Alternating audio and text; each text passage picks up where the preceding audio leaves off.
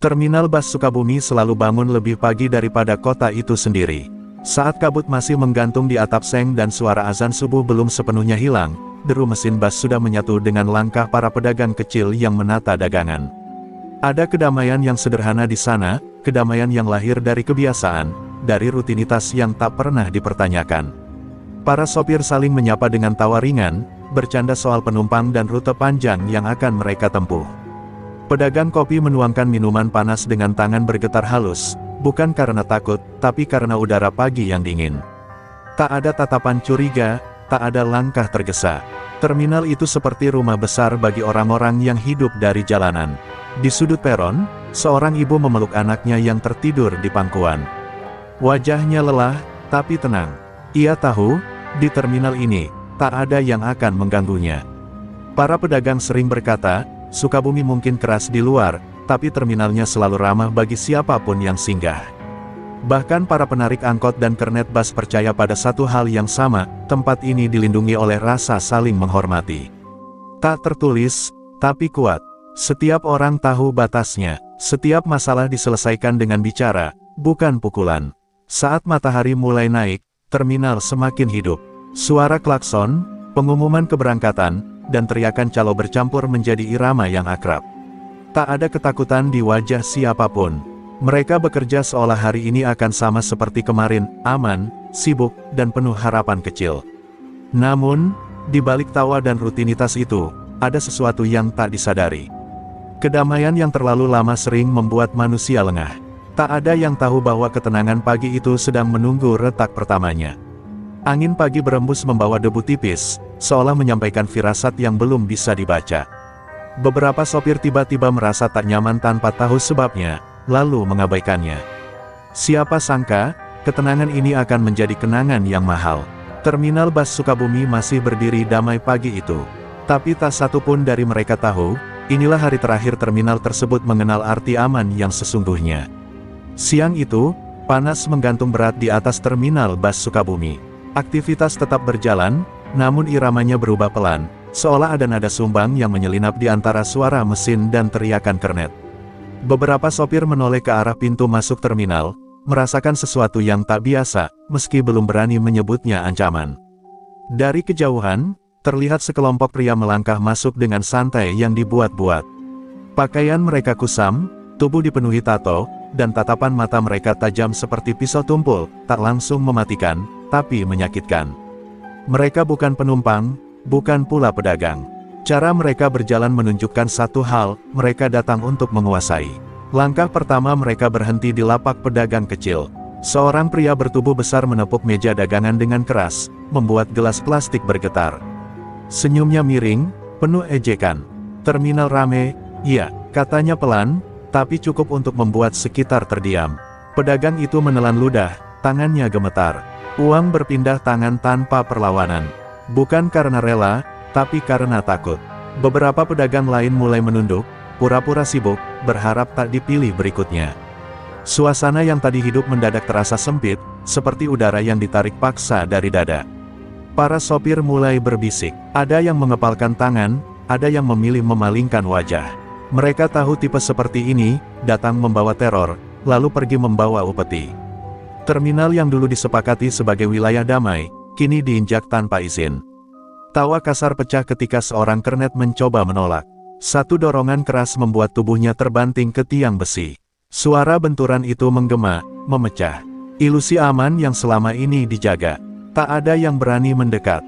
Ketakutan menular lebih cepat dari api. Gerombolan itu bergerak menyebar, seperti serigala yang mencium darah. Mereka menandai lapak, peron, bahkan pos kecil di sudut terminal. Setiap sudut yang dilewati meninggalkan rasa dingin, seolah terminal itu sendiri sedang diperas nyawanya perlahan. Di antara kerumunan yang menunduk, tak ada yang menyadari satu sosok berdiri diam di bangku peron paling ujung. Tatapannya mengikuti setiap gerakan gerombolan hitam itu. Wajahnya tenang, terlalu tenang, seperti seseorang yang tahu, badai ini tak akan dibiarkan berlalu begitu saja. Terminal Bus Sukabumi tak lagi terasa seperti tempat singgah, melainkan kandang ketakutan. Gerombolan itu kini bergerak lebih berani, tak lagi menyembunyikan niat. Setiap langkah mereka diiringi bunyi logam dari gesper dan rantai, seolah sengaja memberitahu bahwa kekerasan kini menjadi bahasa utama. Seorang pedagang mie tua menjadi sasaran berikutnya. Tangannya yang keriput gemetar saat dompetnya dirampas paksa. Ketika ia mencoba memohon, satu tamparan keras mendarat di pipinya, membuatnya tersungkur di antara panci dan mangkuk. Darah tipis mengalir, menyatu dengan kuah mie yang tumpah di lantai terminal. Tak ada yang berani menolong. Beberapa orang memalingkan wajah, yang lain membeku di tempat. Rasa bersalah berkelindan dengan takut, tak ada yang ingin menjadi korban berikutnya. Terminal yang dulu ramai kini terasa sunyi oleh bisu manusia. Para sopir dipaksa setor. Uang hasil menarik penumpang seharian direnggut tanpa ampun. Satu sopir yang mencoba membela diri ditarik kerah bajunya, dihantam ke dinding, lalu dilepas dengan tawa mengejek. Harga diri mereka diinjak bersama aspal terminal. Tangisan pelan terdengar dari sudut peron. Seorang ibu memeluk anaknya lebih erat, menutup mata sang bocah agar tak melihat kebiadaban di depannya. Ketakutan itu nyata, menggantung di udara seperti bau karat dan keringat. Gerombolan itu semakin liar, mereka tak sekadar mengambil uang, tapi juga menanamkan teror. Setiap teriakan, setiap pukulan, adalah pesan bahwa terminal ini kini berada di bawah kendali mereka. Di bangku peron ujung, sosok pria berumur 40-an masih berdiri diam. Rahangnya mengeras, setiap jeritan seolah menusuk ingatan lama yang belum sepenuhnya mati. Tangannya mengepal, lalu perlahan mengendur, seakan menahan sesuatu yang ingin meledak. Tak ada yang tahu, malam ini terminal tak hanya menyimpan ketakutan. Ia juga menyimpan kemarahan yang sudah terlalu lama dikubur, menunggu satu alasan untuk bangkit dan menuntut balas. Ketika sore mulai merambat dan bayangan bangunan terminal memanjang di aspal, ketakutan belum juga surut. Gerombolan itu seolah betah, duduk sambil merokok, tertawa, dan menghitung uang hasil palakan. Terminal bus Sukabumi terasa seperti wilayah yang telah direbut, bukan lagi milik orang-orang kecil yang menggantungkan hidup di sana. Di antara para sopir dan pedagang, bisikan mulai beredar. Pelan, nyaris tak terdengar, seolah takut kata-kata itu sendiri bisa mengundang petaka. Kalau orang lama masih ada, mereka nggak bakal berani, ucap seorang sopir tua dengan suara bergetar. Nama itu tak pernah disebut, hanya diganti dengan sebutan samar, dia.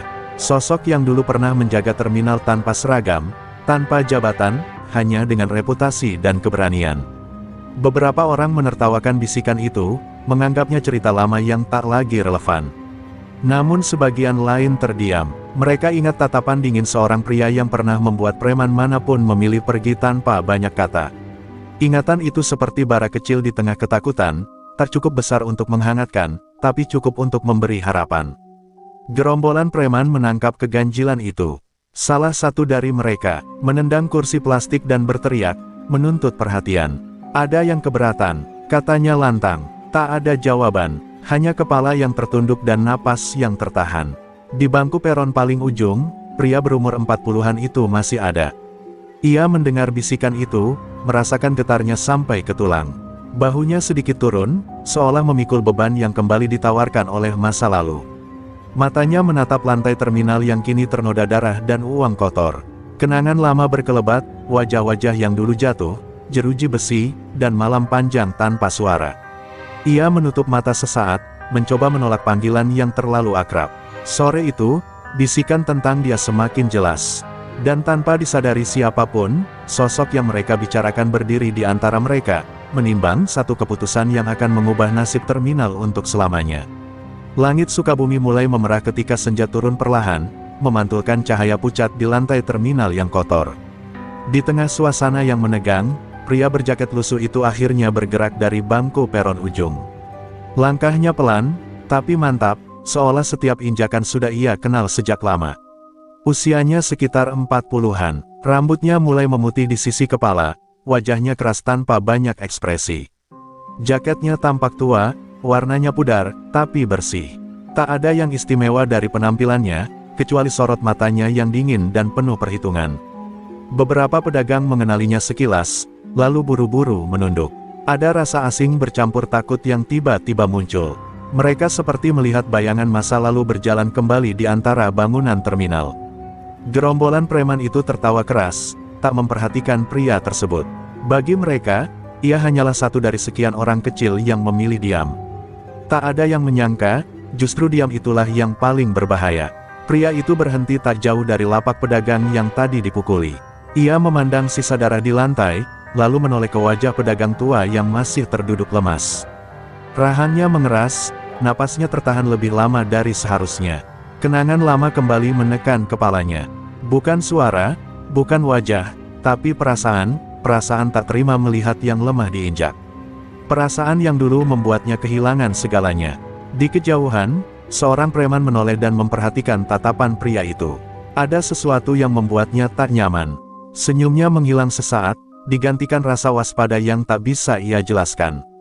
Sore itu, Terminal Bus Sukabumi menyaksikan satu hal yang jarang terjadi. Seorang pria yang berusaha hidup tenang, kini berdiri di persimpangan antara masa lalu yang gelap dan kenyataan yang memaksa dirinya kembali ke medan yang ingin ia tinggalkan. Pria berjaket lusuh itu melangkah lebih dekat ke pusat terminal, tepat di wilayah yang kini dikuasai gerombolan preman. Wajahnya tetap datar, tapi matanya berbicara lain. Itu bukan tatapan orang penasaran, melainkan tatapan seseorang yang pernah melihat batas paling gelap dari manusia, dan tak takut lagi padanya. Seorang pedagang muda tanpa sengaja bertemu pandang dengannya. Seketika dadanya terasa sesak. Ada sesuatu dalam mata pria itu yang membuat bulu kuduk berdiri, tenang, tapi mematikan. Seolah ia tak sedang berada di terminal, melainkan di tempat lain yang penuh jeruji dan darah. Gerombolan preman mulai menyadari kehadirannya. Salah satu dari mereka berdiri, mendekat sambil menghembuskan asap rokok ke wajah pria itu. "Napa lo liatin?" katanya kasar. Beberapa preman lain tertawa, yakin situasi masih sepenuhnya dalam kendali mereka. Pria itu tak menjawab, ia hanya menatap balik, tanpa emosi, tanpa gerak berlebihan. Tatapan itu bertahan lebih lama dari seharusnya, cukup lama untuk membuat tawa preman perlahan menghilang. Ada tekanan aneh yang membuat suasana mendadak berat. Di benak pria itu, suara-suara lama bergema, jeritan di balik tembok tebal, perkelahian tanpa ampun, malam-malam panjang di tempat yang tak mengenal belas kasihan.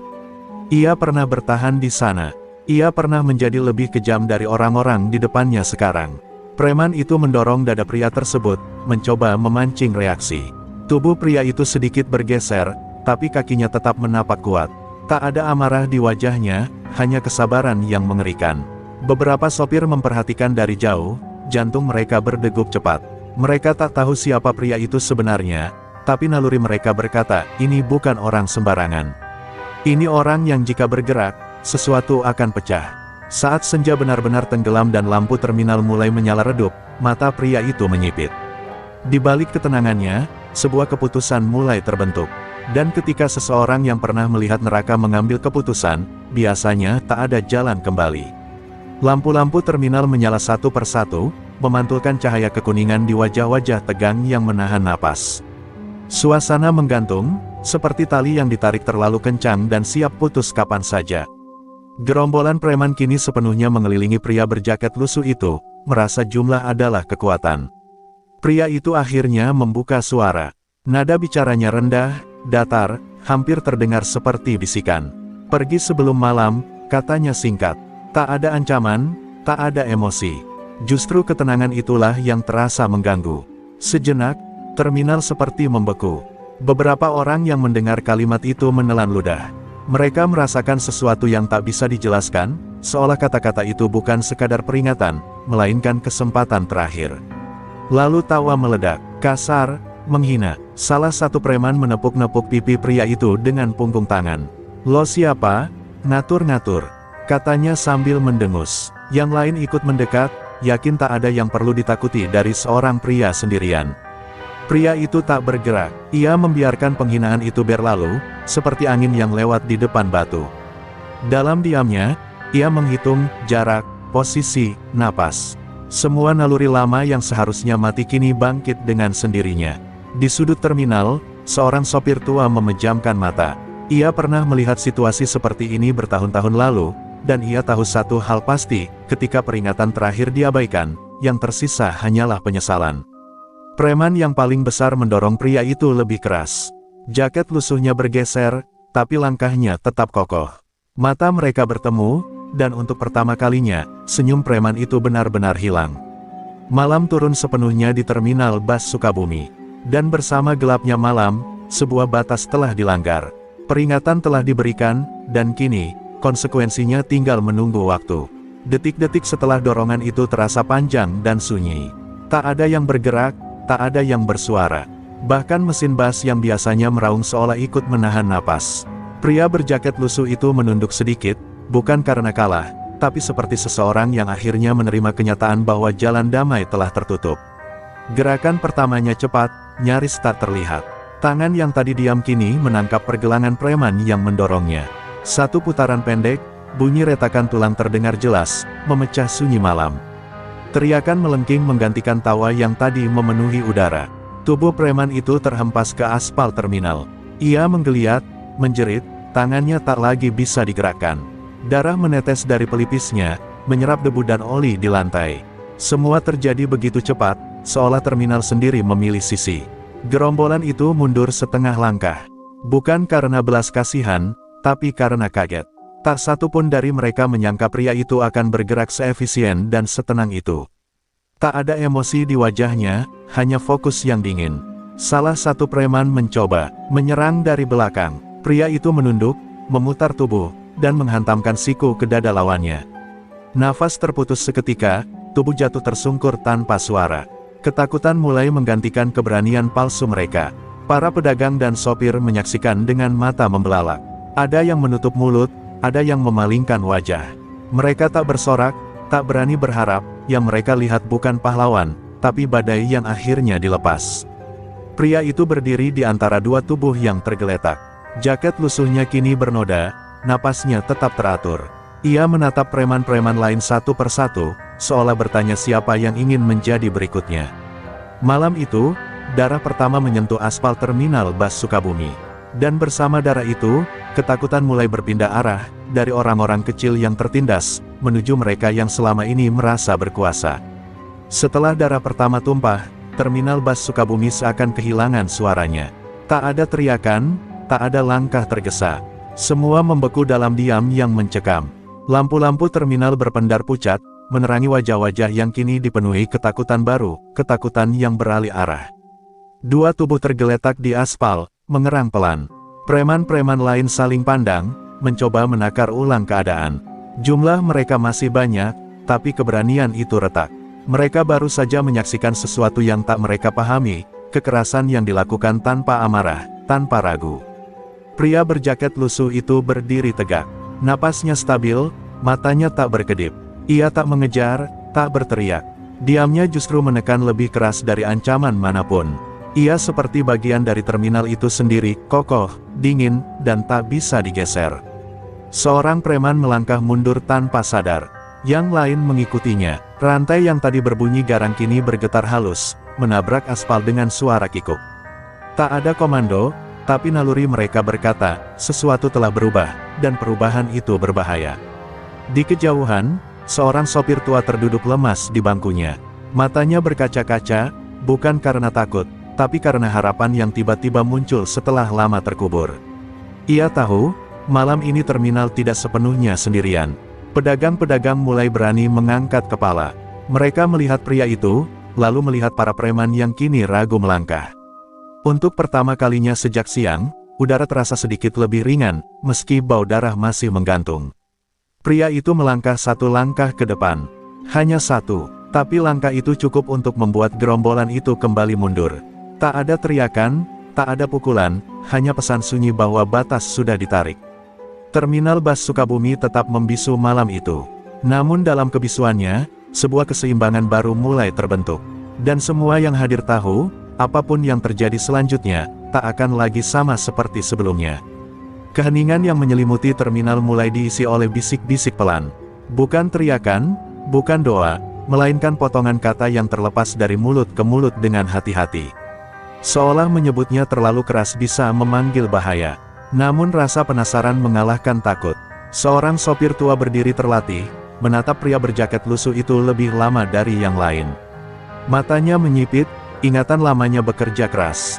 Ada garis wajah itu, ada cara berdirinya, ada ketenangan yang terasa terlalu akrab. Bibirnya bergetar sebelum akhirnya berbisik, hampir tak terdengar, dia, orang Nusa Kambangan. Kata itu menyebar cepat, seperti api kecil yang menemukan bensin. Nusa Kambangan. Penjara yang namanya saja sudah cukup membuat orang bergidik. Beberapa pedagang menutup mulut, yang lain menelan ludah. Mereka mulai memahami mengapa keberanian pria itu terasa berbeda, lebih gelap, lebih matang. Gerombolan preman mendengarnya, wajah-wajah yang tadi keras kini berubah. Mereka saling pandang, mencari kepastian di mata satu sama lain. Ada yang tertawa kecil, mencoba meremehkan, tapi tawa itu terdengar kosong. Nama itu bukan cerita jalanan biasa. Pria berjaket lusuh itu mendengar bisikan tersebut. Ia tak menyangkal, tak membenarkan. Bahunya sedikit menurun, seolah beban lama kembali diletakkan di sana. Masa lalu yang ia kubur dalam-dalam kini mencuat tanpa izin. Di benaknya, jeruji besi kembali terlihat. Bau lembab sel, suara langkah sipir, dan malam-malam panjang tanpa cahaya. Ia pernah bertahan di tempat itu. Ia tahu betul, orang yang keluar dari sana tak lagi sama, entah hancur, atau jauh lebih berbahaya. Seorang preman yang paling muda terlihat ragu. Tangannya gemetar memegang rantai. Ia melangkah mundur setapak, lalu berhenti, seperti tak yakin apakah tubuhnya masih menuruti perintahnya sendiri. Malam itu, di Terminal Bus Sukabumi, sebuah nama tak resmi mulai terukir di benak semua orang. Bukan nama yang diucap lantang, tapi cukup kuat untuk mengubah rasa takut. Dan sejak saat itu, semua tahu, yang berdiri di hadapan mereka bukan sekadar pria biasa. Udara malam terasa lebih berat setelah nama itu terucap. Pria berjaket lusuh tetap berdiri di tempatnya, tapi bayangan masa lalu kini seperti menempel di punggungnya. Semua mata memandang dengan jarak, tak lagi berani mendekat, tapi juga tak sanggup mengalihkan pandangan. Ia menghela napas pelan, ingatannya terlempar jauh, ke sebuah pulau yang dikelilingi laut dan keputusasaan. Di sana, waktu tak berjalan seperti biasa. Hari-hari diukur dengan bertahan hidup, bukan dengan harapan. Ia belajar satu hal, belas kasihan adalah kelemahan yang mahal. Dulu, ia masuk dengan amarah dan keluar dengan ketenangan yang berbahaya. Bukan karena damai, tapi karena ia sudah berdamai dengan kemungkinan terburuk. Ia tahu bagaimana menghadapi orang-orang yang hidup dari ancaman, karena ia pernah hidup di tengah mereka. Di terminal, gerombolan preman mencoba menyusun ulang keberanian. Salah satu dari mereka berbisik, meremehkan masa lalu pria itu sebagai cerita yang dibesar-besarkan. Namun nada suaranya tak sekuat sebelumnya. Ketegangan menggantung, rapuh. Pria itu menatap mereka satu persatu. Ia tak mencari pujian, tak ingin dikenali. Yang ia lihat hanyalah pengulangan lama, yang kuat menindas yang lemah, lalu menertawakan rasa takut mereka. Sesuatu di dadanya berdenyut, bukan amarah, tapi penolakan. Seorang pedagang tua mencoba berdiri, lalu terhuyung. Pria itu melirik cepat, memastikan orang itu aman. Gerakan kecil itu tertangkap oleh beberapa mata. Mereka mulai mengerti, apapun masa lalunya, pilihan malam ini jelas berpihak. Gerombolan itu bergerak tak sabar. Sepatu menggesek aspal, rantai diangkat, napas memburu. Mereka tahu, jika ingin menguasai terminal kembali, mereka harus mematahkan satu sosok ini, atau menerima kekalahan yang memalukan. Lampu terminal berkelip sesaat. Pria berjaket lusuh mengencangkan rahangnya. Ia tak ingin kembali ke dunia lama, tapi dunia lama telah datang mencarinya. Dan jika harus memilih, ia akan menyelesaikan ini dengan caranya sendiri, sekali, tuntas. Ketegangan yang tertahan akhirnya pecah menjadi rencana kotor. Beberapa preman menjauh, berpura-pura mundur, tapi tangan mereka sibuk di balik ponsel. Bisikan berubah jadi perintah singkat. Malam ini belum selesai, bantuan sedang dipanggil. Pria berjaket lusuh menangkap gerak itu. Ia tahu pola ini. Ia pernah melihatnya berulang kali, ketika keberanian runtuh, jumlah dipanggil untuk menutupinya. Tatapannya tak berubah, namun tubuhnya bersiap, seperti mesin tua yang kembali dihidupkan. Waktu merayap lambat, pedagang dan sopir memilih menyingkir ke tepi, mengosongkan ruang tanpa diminta. Terminal seperti menahan napasnya sendiri. Setiap suara langkah terasa terlalu keras, setiap detik terasa terlalu panjang. Tak lama, deru motor terdengar dari kejauhan. Satu, lalu beberapa. Lampu-lampu kendaraan menyapu pintu masuk terminal, menumpahkan bayangan panjang di lantai. Orang-orang dari luar kota datang dengan keyakinan palsu bahwa jumlah selalu berarti menang. Gerombolan awal kembali mengeras, keberanian mereka dipompa ulang. Senyum-senyum sinis muncul, senjata tumpul diangkat tanpa disembunyikan. Mereka merasa keadaan berbalik, merasa malam kini berpihak pada mereka. Pria itu melangkah ke tengah peron yang kosong. Ia berdiri sendirian, memberi ruang yang jelas bukan karena gentar, melainkan karena memilih medan. Matanya menilai jarak, sudut, dan jalan keluar. Terminal kembali menjadi peta di kepalanya. Seorang sopir tua berbisik doa. Pedagang mengunci lapak seadanya. Tak ada yang berharap pada keajaiban, yang mereka lihat hanyalah satu orang melawan banyak. Namun ada keyakinan aneh yang tumbuh pelan, orang itu tak berdiri untuk menang, tapi untuk mengakhiri. Lampu terminal menyala penuh, menyingkap wajah-wajah yang datang dengan niat buruk. Malam kian gelap, dan ancaman kini lengkap. Di tengah kerumunan itu, pria berjaket lusuh menegakkan bahu, siap menyambut gelombang terakhir. Deru motor berhenti serempak di depan terminal, meninggalkan gema yang menggantung di udara. Puluhan pria turun, wajah-wajah asing dengan tatapan lapar konflik. Lampu kendaraan masih menyala, memotong kegelapan dan menyorot satu sosok yang berdiri sendirian di tengah peron. Gerombolan lama menyambut mereka dengan anggukan penuh dendam. Kini jumlah berpihak pada mereka. Rantai digenggam lebih erat, kayu dan besi diangkat tanpa ragu. Keberanian palsu kembali menyala, kali ini dengan sorak rendah yang menggetarkan dada. Pria berjaket lusuh itu tak bergeming. Ia berdiri dengan kaki mantap, bahu sejajar, napas terukur. Matanya menyapu cepat, menghitung langkah, menakar jarak, memilih arah. Ini bukan pertama kalinya ia berada di posisi seperti ini, hanya saja medan kali ini adalah rumah orang-orang kecil. Hujan turun rintik, membuat aspal licin dan dingin. Lampu terminal memantul di genangan, menciptakan bayangan yang berlipat. Suasana berubah menjadi sunyi yang ganjil, seolah alam ikut menyaksikan keputusan yang akan diambil. Teriakan pertama memecah malam. Seseorang maju terlalu cepat, terlalu yakin. Pria itu bergerak menyamping, menghindar setengah langkah, lalu berhenti. Ia tak mengejar, ia menunggu, memaksa mereka mendekat dengan kesalahan sendiri. Benturan-benturan singkat terjadi di tepi peron. Suara napas memburu, langkah tergesa, dan keheningan yang putus-putus. Pria itu bergerak seperlunya, memutus ritme lawan, membuat barisan mereka kacau. Ketertiban yang mereka banggakan runtuh oleh kesabaran.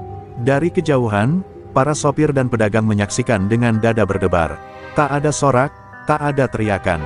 Mereka tahu ini bukan tontonan, ini penentuan. Setiap detik yang berlalu menimbang nasib terminal mereka.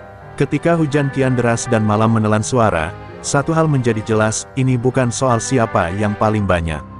Ini soal siapa yang tak lagi punya apapun untuk ditakuti. Dan di tengah terminal bus Sukabumi, malam penentuan akhirnya dimulai. Hujan kini turun deras, membasahi jaket lusuh pria itu hingga menempel di tubuhnya. Di hadapannya, para preman mulai bergerak serentak, keyakinan mereka dipacu oleh jumlah dan amarah. Malam telah memilih panggungnya, dan terminal menjadi saksi bisu. Serangan datang bertubi-tubi. Pria itu bergerak dengan irit, tanpa gerakan sia-sia. Ia menghindar setengah langkah, memanfaatkan licinnya aspal, memaksa lawan kehilangan keseimbangan mereka sendiri. Setiap benturan terdengar berat, bukan karena kerasnya, tapi karena ketepatan. Satu rantai melayang, nyaris mengenai kepalanya. Ia menunduk, bahunya berputar, lalu berhenti tepat sebelum berlebihan. Wajahnya tetap tenang, seolah hujan meredam gejolak di dalam dadanya. Ia tahu, kemarahan adalah pintu menuju kesalahan. Jumlah memang menekan, napasnya mulai berat, lengan terasa panas. Namun ia bertahan, berdiri di titik yang ia pilih, memecah barisan mereka sedikit demi sedikit. Mereka datang beramai-ramai, tapi pergi sendiri-sendiri, tercerai oleh kebingungan. Dari sudut terminal, seorang pedagang menutup mata ketika suara benturan mengeras. Seorang sopir menggenggam kursi, berdoa tanpa suara.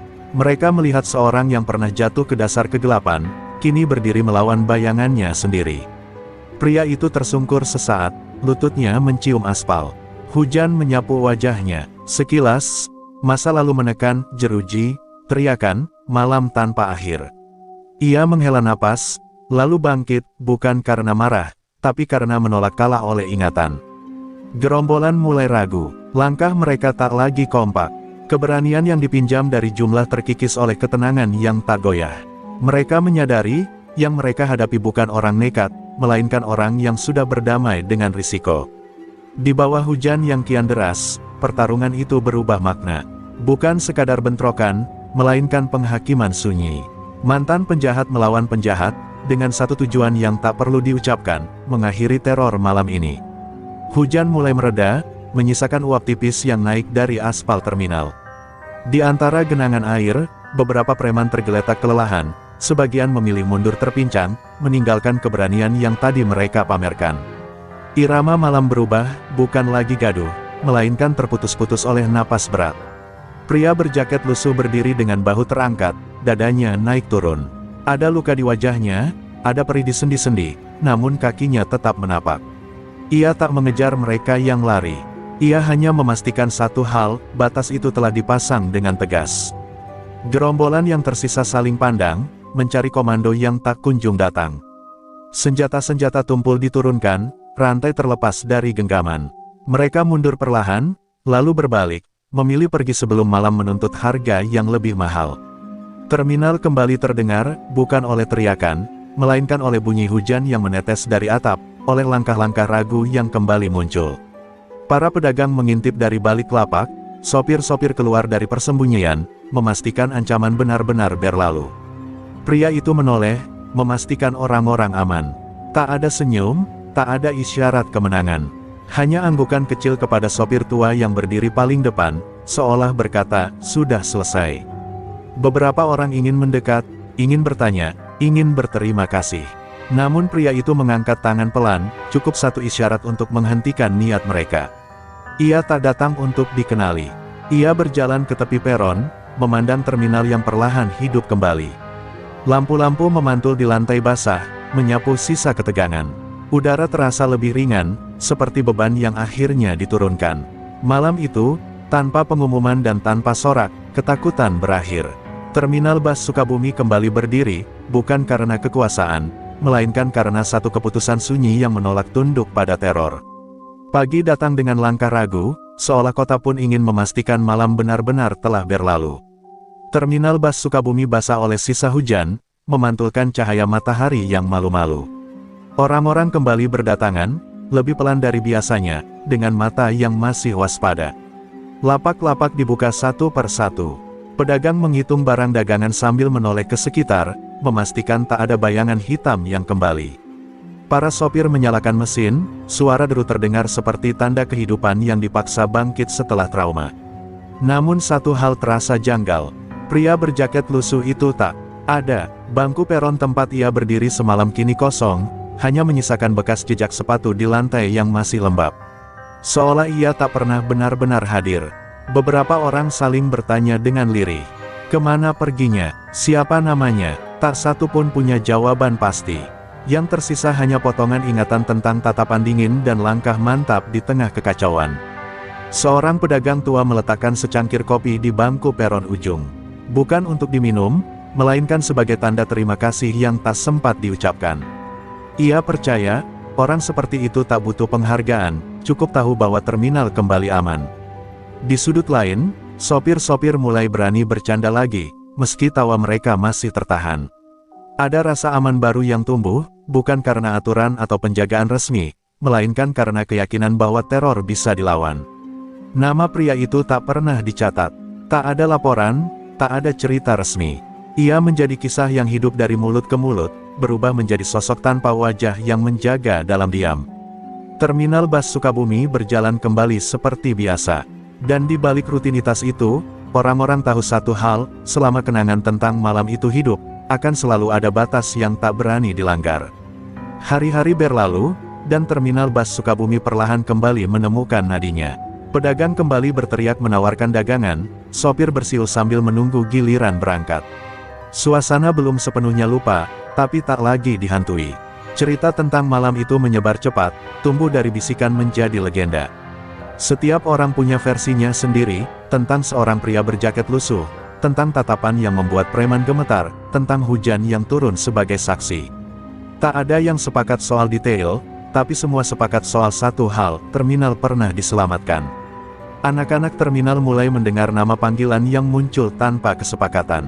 Hantu Terminal Sukabumi, bukan karena ia menakutkan, tapi karena ia datang, menghantam teror, lalu menghilang tanpa jejak.